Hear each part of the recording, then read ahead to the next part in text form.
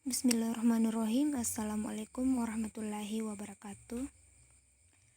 Kami dari kelompok 8 ingin memaparkan materi mengenai akuntansi internasional.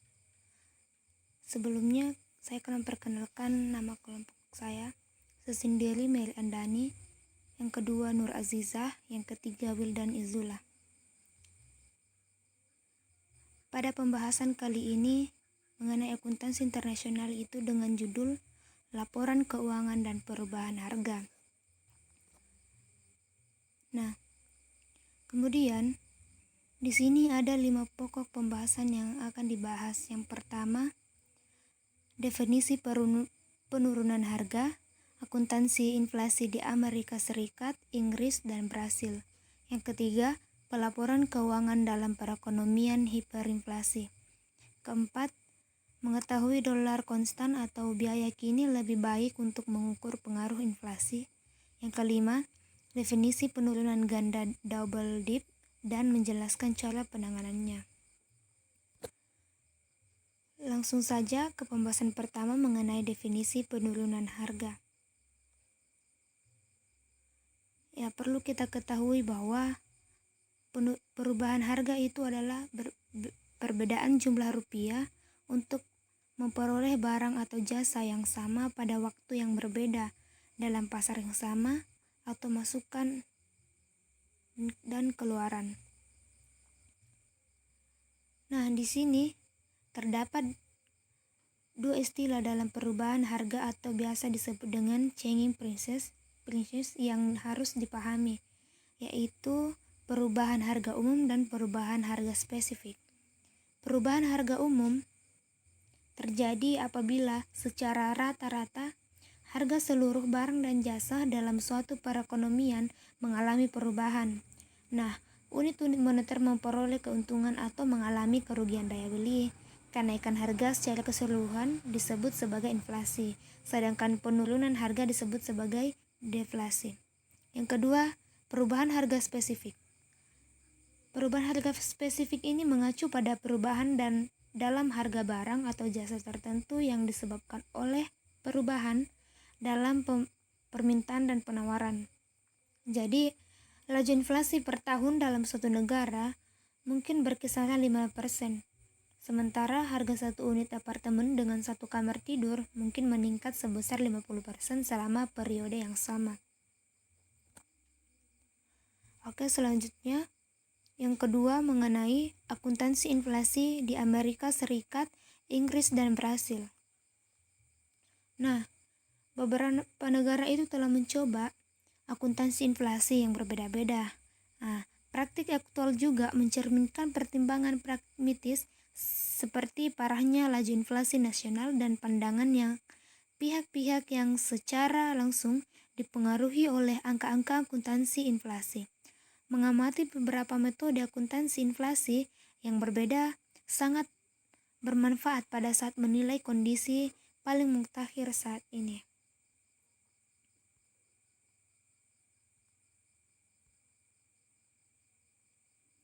Nah, untuk negara Amerika Serikat itu sendiri,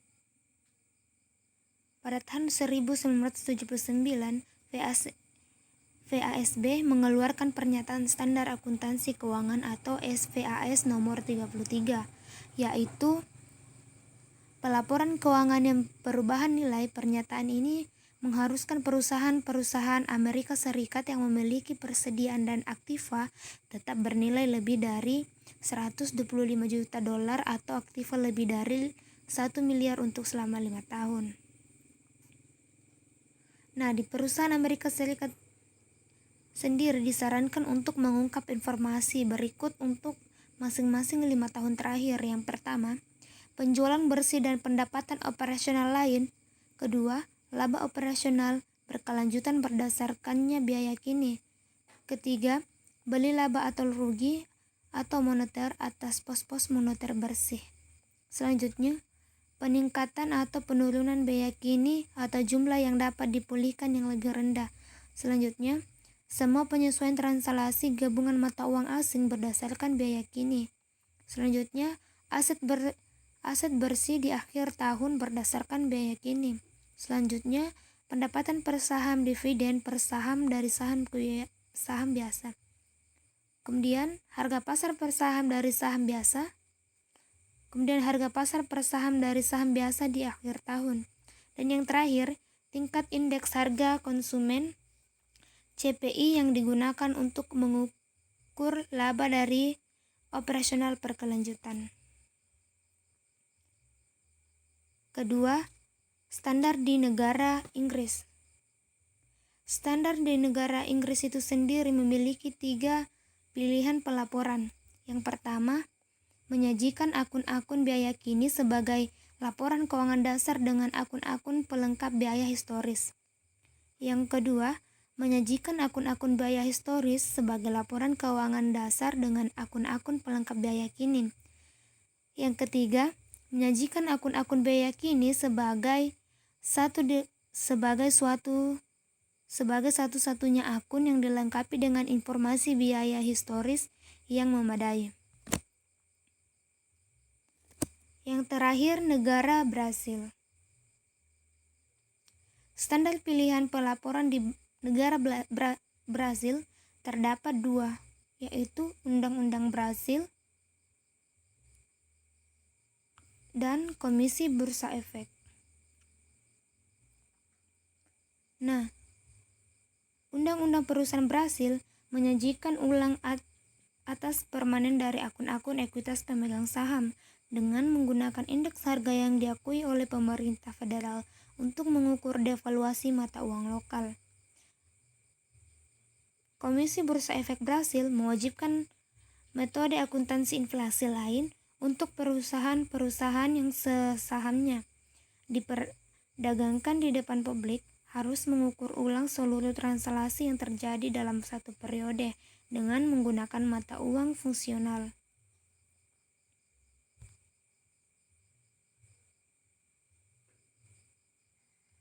Selanjutnya bagian ketiga yaitu pelaporan keuangan dalam perekonomian hiperinflasi. PSAK 63 pelaporan keuangan dalam ekonomi hiperinflasi merupakan adopsi dari IAS 29 Financial Reporting in Hyperinflationary Economy. IAS 29 ini berkaitan dengan penyajian kembali laporan keuangan ketika terjadi ekonomi hiperinflasi dalam mata uang pelaporan entitas. Dalam kondisi semacam ini, laporan keuangan entitas disajikan dalam unit pengukuran kini pada akhir periode pelaporan. Selain itu, pos-pos terkait di periode sebelumnya disajikan dalam unit pengukuran kini pada akhir periode pelaporan, dan laba rugi atau posisi moneter neto diakui dalam laporan laba rugi dan diungkapkan terpisah. Pernyataan ini diterapkan untuk laporan keuangan, termasuk laporan keuangan konsolidasian dari setiap entitas yang mata uang fungsionalnya adalah mata uang dari suatu ekonomi yang mengalami hiperinflasi atau selanjutnya disebut ekonomi hiperinflasi. Dalam ekonomi hiperinflasi, pelaporan hasil operasi dan posisi keuangan dalam mata uang lokal tanpa penyajian kembali tidak bermanfaat. Uang menjadi kehilangan daya beli sedemikian rupa sehingga perbandingan jumlah dari transaksi dari kejadian lain dari waktu ke waktu, bahkan dalam periode akuntansi yang sama menjadi menyesatkan. Karakteristik dan lingkungan ekonomi suatu negara yang merupakan indikasi bahwa negara tersebut mengalami hiperinflasi antara lain: 1. Penduduknya lebih memilih untuk menyimpan kekayaan mereka dalam bentuk aset non-moneter atau dalam mata uang asing yang relatif stabil. Yang kedua, penduduknya mempertimbangkan jumlah moneter bukan dalam mata uang lokal tetapi dalam mata uang asing yang relatif stabil. Yang ketiga, harga-harga mungkin dikuotasikan dalam mata uang asing tersebut. Harga yang berlaku dalam penjualan dan pembelian secara kredit ditentukan dengan memasukkan faktor ekspektasi hilangnya daya beli selama periode kredit, bahkan jika periode kreditnya singkat. Yang keempat, suku bunga, upah dan harga dikaitkan dengan indeks harga. Yang kelima, tingkat inflasi kumulatif selama 3 tahun mendekati atau melebihi 100%. Yang keempat yaitu mengetahui apakah dolar konstan atau biaya kini lebih baik untuk mengukur pengaruh inflasi. Terdapat 4 isu akuntansi inflasi yang cukup mengganggu, yaitu 1. Apakah dolar konstan atau biaya kini yang lebih baik mengukur pengaruh inflasi? Yang kedua, perlakuan akuntansi terhadap keuntungan dan kerugian inflasi. Yang ketiga, akuntansi inflasi luar negeri. Yang keempat, menghindari fenomena kejatuhan ganda. Keuntungan dan kerugian inflasi. Perlakuan keuntungan dan kerugian pos-pos moneter yaitu kas, piutang, dan utang tergolong konvensional, tergolong kontroversial. Keuntungan dan kerugian pos-pos moneter di Amerika Serikat ditentukan dengan menyajikan ulang dalam dolar konstan, saldo awal dan akhir, serta transaksi dalam seluruh aktiva dan kewajiban moneter termasuk utang jangka panjang.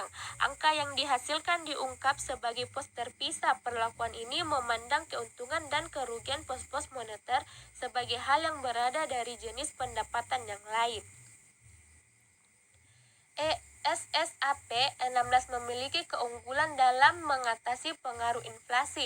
Sejalan dengan persediaan aktiva tetapnya, suatu perusahaan perlu meningkatkan modal kerja dalam nilai nominal bersih untuk mempertahankan kemampuan operasinya. Dengan harga yang semakin meningkat, perusahaan juga akan mendapat manfaat dari penggunaan utang selama masa inflasi. Keuntungan dan kerugian kepemilikan. Akuntansi untuk biaya kini membagi total laba menjadi 2 bagian. Yang pertama, laba operasi, perbedaan antara pendapat kini dan biaya kini sumber daya yang dikonsumsi. Yang kedua, keuntungan yang belum direalisasi yang timbul dari kepemilikan aktiva non-moneter dengan nilai pengganti yang meningkat bersamaan dengan inflasi. Meskipun pengukuran keuntungan kepemilikan dilakukan secara langsung, perlakuan akuntansinya tidak demikian. Kenaikan dalam biaya pengganti aktiva operasi, yaitu proyeksi arus kas keluar yang lebih tinggi untuk mengganti peralatan, bukanlah suatu keuntungan, baik itu direalisasi atau tidak. Apabila laba berbasis biaya kini mengukur perkiraan kekayaan perusahaan yang dapat digunakan, maka perubahan biaya kini persediaan, aktiva tetap, dan aktiva operasi lain merupakan revaluasi ekuitas pemilik, yang adalah bagian dari laba yang harus disimpan oleh perusahaan untuk mempertahankan modal fisiknya atau kapasitas produktifnya. Aktiva yang dimiliki untuk spekulasi seperti lahan kosong atau surat berharga yang dapat dipasarkan itu tidak diganti untuk mempertahankan kapasitas produktif. Dengan demikian, jika penyesuaian biaya kini mencakup pos-pos ini, kenaikan atau penurunan ekuivalen biaya atau nilai kininya sehingga sebesar nilai yang dapat direalisasikan harus dinyatakan langsung dalam laba. Selanjutnya,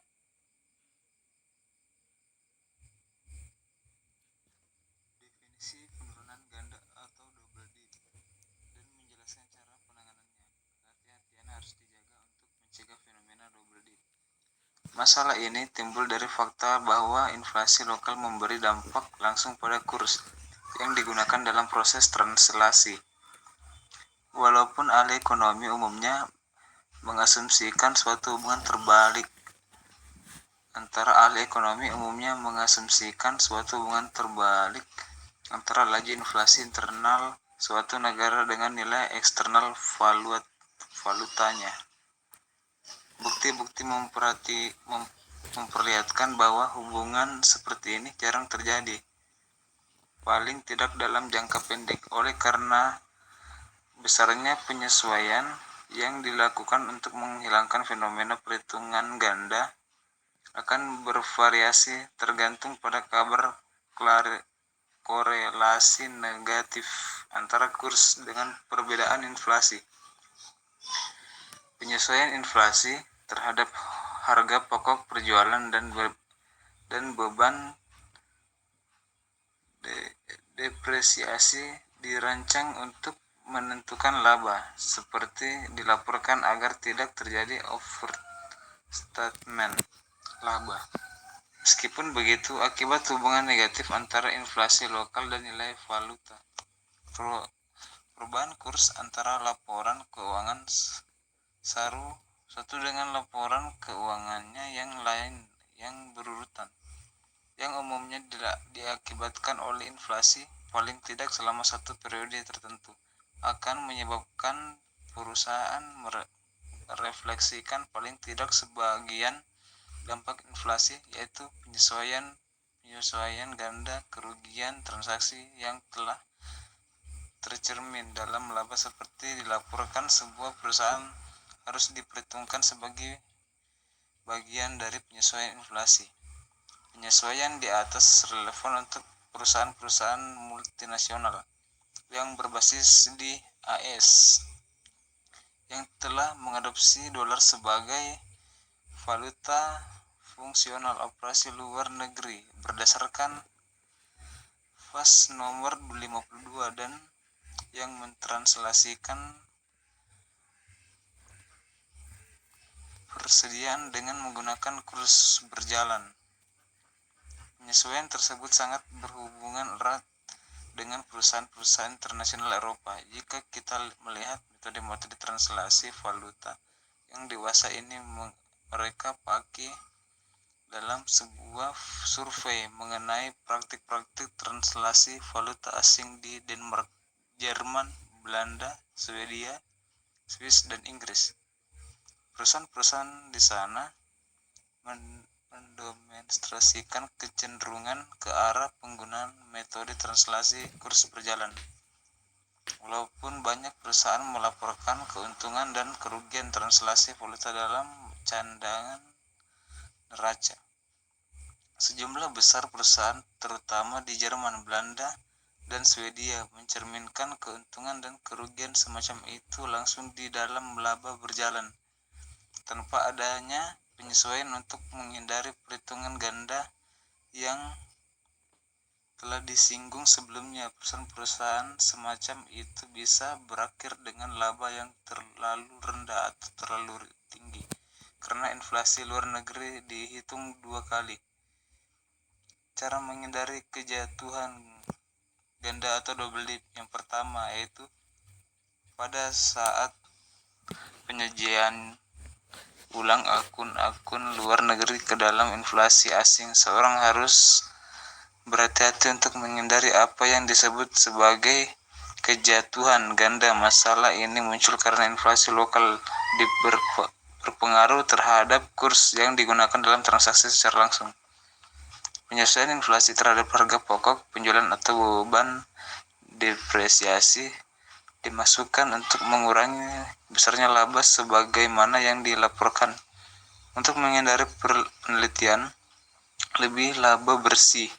Namun demikian, karena pengaruh hubungan terbalik antara inflasi lokal dan nilai mata uang, perubahan kurs valuta asing di antara laporan keuangan yang berurutan yang umumnya dilaporkan oleh inflasi menyebabkan timbulnya sebagian pengaruh inflasi terhadap hasil operasi perusahaan sebagaimana yang dilaporkan dari suatu perusahaan sebagaimana yang dilaporkan untuk menghindari proses penyesuaian terhadap pengaruh inflasi sebanyak 2 kali.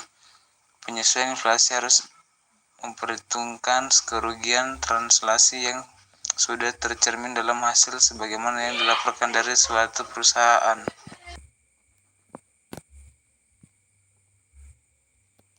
Oke, baiklah. Itulah pemaparan materi yang dapat kami sampaikan. Lebih dan kurangnya mohon dimaafkan. Semoga dapat bermanfaat. Assalamualaikum warahmatullahi wabarakatuh.